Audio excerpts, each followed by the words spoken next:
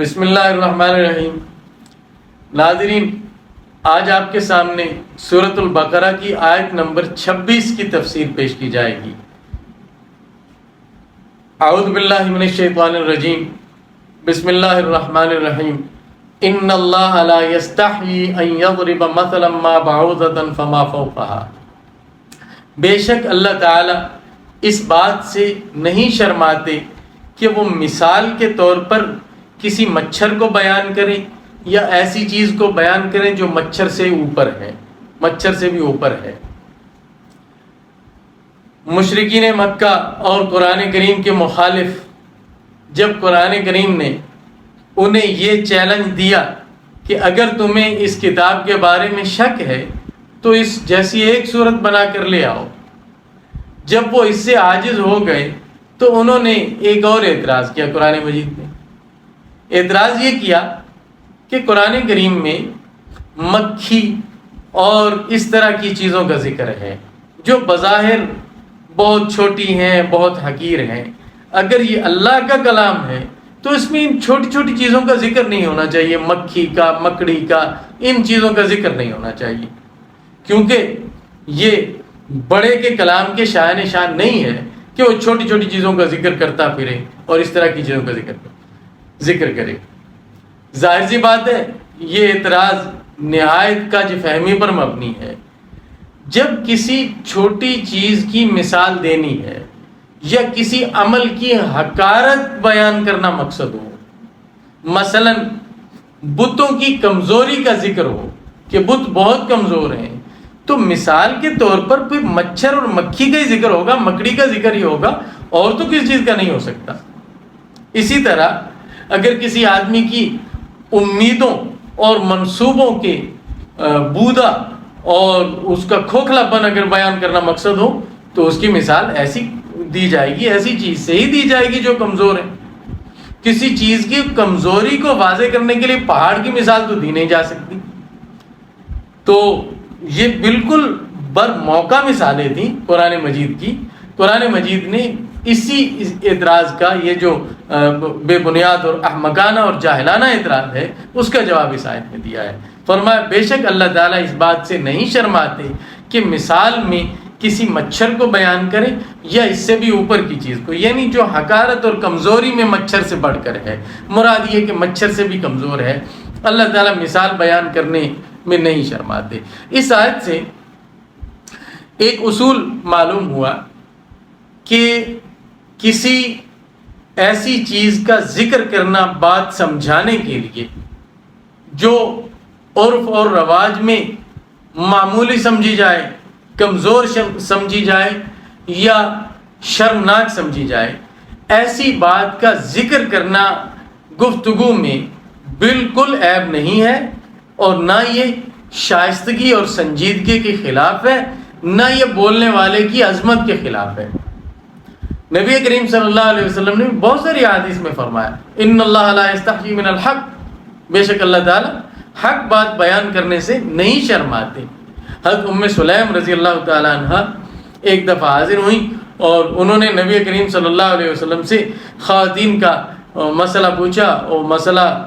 کی یعنی جو خواتین کے ساتھ بہت مخصوص تھا وہ پوچھا۔ تو ام المومنین حضرت ام سلمہ رضی اللہ تعالیٰ عنہ کہنے لگی کہ انہوں نے شرم دلائی اس پر کہ یہ تم کیا پوچھ رہی ہو۔ تو اس پر نبی کریم صلی اللہ علیہ وسلم نے حضرت ام سلمہ کی اصلاح فرمائی اور یہی فرمایا ان اللہ لا یستحیی من الحق، کہ اللہ تعالیٰ حق یعنی درست بات کہنے سے نہیں شرماتے۔ اور یہ کوئی شرم کی بات نہیں ہے کہ آدمی بات سمجھنے سمجھانے کے لیے کسی ایسی چیز کا ذکر کرے جس کے ذکر کو لوگ عیب سمجھتے ہیں، جبکہ بات درست ہو، سمجھنے سمجھانے کے لیے کوئی چھوٹی مثال دینا یا کسی ایسی چیز کا ذکر کرنا، یہ اصول معلوم ہوا اس آیت سے۔ بہرحال آگے دیکھیں، فرمایا فَأَمَّا الَّذِينَ آمَنُوا فَيَعْلَمُونَ أَنَّهُ الْحَقُّ مِنْ رَبِّهِمْ، کہ جو لوگ ایمان لائے وہ جانتے ہیں کہ یہ مثال بڑے موقع کی ہے ان کے رب کی طرف سے، یعنی اہل ایمان کو تو یقین ہوتا ہے کہ یہ مثال بالکل ٹھیک اور برمحل ہے اور یہی ہونی چاہیے۔ اور قرآن مجید نے بتوں کی بے بسی کا ذکر اسی طرح کیا ہے کہ ان بتوں کی مثال فرمایا کہ ان بتوں کی مثال ایسی ہے اور ان کا حال ایسا ہے، فرمایا کہ اگر مکھی ان سے کوئی چیز چھین کر لے، وہ خود مکھی بنا نہیں سکتے، اور مکھی اگر ان سے کوئی چیز چھین کر لے جائے تو وہ چھڑا نہیں سکتے، بت اتنے بے بس ہیں۔ اور دوسری جگہ فرمایا کہ جن لوگوں نے اللہ کے سوا خدا بنائے ہیں ان کی مثال مکڑی کی سی ہے جس نے گھر بنایا ہے، یعنی مکڑی کا جالا کتنا کمزور ہے، اسی طرح غیر اللہ کا، اللہ کے غیر کا سہارا اتنا کمزور ہے جیسے مکڑی کا جالا ہوتا ہے۔ اب یہ مثالیں کتنی بر موقع ہیں اور صورتحال کو اور حقیقت کو کتنی واضح کرنے والی ہیں۔ تو یہ جاہل مکہ کے مشرک یہ اعتراض کرتے تھے کہ لو جی قرآن کریم نے ان چیزوں کا ذکر کیسے کر دیا۔ اسی طرح حضرت ابو ایوب انصاری رضی اللہ عنہ، ابو داؤد شریف کی پہلی روایت ہے، حضرت ابو ایوب انصاری رضی اللہ تعالیٰ عنہ سے کسی نے اعتراض کے طور پر پوچھا تھا کہ کہنے لگا کہ ہمیں پتہ چلا ہے کہ تمہارے نبی تمہیں سب کچھ سکھاتے ہیں، حتیٰ کہ انہوں نے تمہیں پیشاب کرنے کا طریقہ بھی سکھایا ہے، یعنی اعتراض کرنا مقصد ہے، یہ کیسے نبی ہیں جو اس طرح کی باتیں کرنا سکھا رہے ہیں۔ تو ابو ایوب انصاری رضی اللہ تعالیٰ نے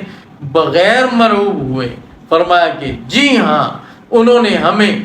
سکھایا ہے اور انہوں نے ہمیں اس بات سے منع کیا ہے کہ ہم پیشاب کرتے وقت قبلے کی طرف رخ کریں یا پشت کریں، اور انہوں نے ہمیں اس بات سے منع کیا ہے کہ ہم گوبر سے یا ہڈی سے استنجا کریں۔ استنجا کے جو آداب تھے وہ حضرت ابو ایوب انصاری رضی اللہ تعالیٰ نے سارے کے سارے وہ ذکر فرمائے جو نبی کریم صلی اللہ علیہ وسلم نے بتائے تھے۔ اب جو جانتے ہیں، جو یقین رکھتے ہیں، وہ جانتے ہیں کہ یہ باتیں واقعی بتانے کی، اور یہ انسان کے ضروری تقاضے،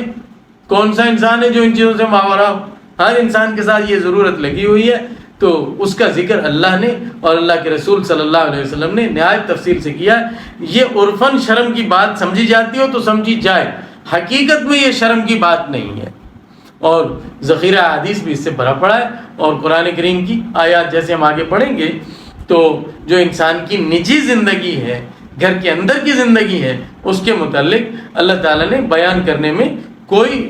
اس میں وہ کنایے میں بیان نہیں کیا، بہت واضح طور پر وہ ضروری مسائل ذکر کیے ہیں جن سے انسان کو اپنی زندگی میں واسطہ پڑتا ہے۔ بہرحال فرمایا کہ جو لوگ ایمان لائے وہ جانتے ہیں کہ یہ مثال بڑے موقع کی ہے ان کے رب کی طرف سے۔ وَأَمَّا الَّذِينَ كَفَرُوا فَيَقُولُونَ مَاذَا أَرَادَ اللَّهُ بِهَذَا مَثَلًا، اور لیکن جو کافر ہیں وہ کہتے ہیں کہ اللہ تعالیٰ نے یہ مثال بیان کر کے کیا قصد کیا ہے، آخر مقصد کیا ہے، وہ یہ کہنے لگتے ہیں۔ حالانکہ مقصد تو بالکل واضح ہے کہ جس چیز کی کمزوری اور بے بسی واضح کرنی ہے وہی بتانا ہے، مقصد تو بہت واضح ہے۔ وہ کہتے ہیں لو جی اب مکھی کے ذکر سے کیا مقصد ہوا، مکڑی کے ذکر سے کلام اللہ میں کیا مقصد ہوا، تو یہ وہی کہتے ہیں نا کہ کھوپڑی الٹی ہو جائے تو انسان اس طرح کی سوچا کرتا ہے۔ آگے اللہ تعالیٰ فرما رہے یضل بہ کثیرا ویہدی بہ کثیرا، اللہ تعالیٰ اس کے ساتھ بہت سے لوگوں کو گمراہ کرتے ہیں اور بہت سے لوگوں کو ہدایت دیتے ہیں۔ یعنی یہ جو اللہ تعالیٰ کا کلام ہے جس میں مثالیں ہیں مچھر کی، مکھی کی اور کمزور تر مخلوقات کی، یہ مثالیں بیان کر کے اللہ تعالیٰ بہتوں کو گمراہ بھی کرتے ہیں، بہتوں کو ہدایت بھی دیتے ہیں۔ اور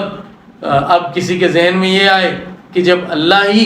اپنے کلام کے ساتھ لوگوں کو گمراہ کرتے ہیں تو لوگوں کا قصور کیا ہوا، تو اس کا جواب اور اس اشکال کا حل اسی آیت کے آخری حصے میں وَمَا يُضِلُّ بِهِ إِلَّا الْفَاسِقِينَ، اور اللہ تعالیٰ اس کے ساتھ گمراہ نہیں کرتے مگر ان لوگوں کو جو حد سے نکلنے والے ہیں، جو حد سے نکل جائیں ان کو گمراہ کرتے ہیں، اور کسی کو گمراہ دوسروں کو اللہ تعالیٰ ہدایت ہی دیتے ہیں جو خود اپنے اختیار سے حد سے نکلتے ہیں۔ حد سے نکلنے کا ترجمہ ہم نے کیا فاسقین، حد سے نکلنے والا فاسق، اور اس کی جمع ہے یہاں فاسقین۔ حد سے نکلنا کفر کے ساتھ بھی ہوتا ہے، جو آدمی کفر اختیار کرے وہ بھی حد سے نکل گیا، اور کبیرہ گناہوں پر اصرار کرنا، اور کبیرہ گناہ کرنا اور توبہ نہ کرنا یہ بھی فسق ہے، اور ایسا شخص بھی فاسق کہلاتا ہے۔ اور جو شخص پھر گناہ علل اعلان کرنے لگے اس کو فجور کہا جاتا ہے، اور ایسے شخص کو فاجر کہا جاتا ہے۔ تو قرآن کریم کے ساتھ گمراہ کون ہوگا؟ جو حد سے نکل جائے گا۔ یعنی جو اپنے اختیار سے کفر اپنائے گا، اپنے اختیار سے جو آدمی بڑے بڑے گناہ کرے گا اور توبہ نہیں کرے گا، یا جو آدمی گناہوں پر اصرار کرے گا اور کمر ہی باندھ لے گا کہ ہمیشہ کرنی ہی نافرمانی ہے، اس کو کلام مجید پڑھنے سے ہدایت کے بجائے گمراہی حاصل ہوگی۔ وآخر دعوانا ان الحمد للہ رب العالمین۔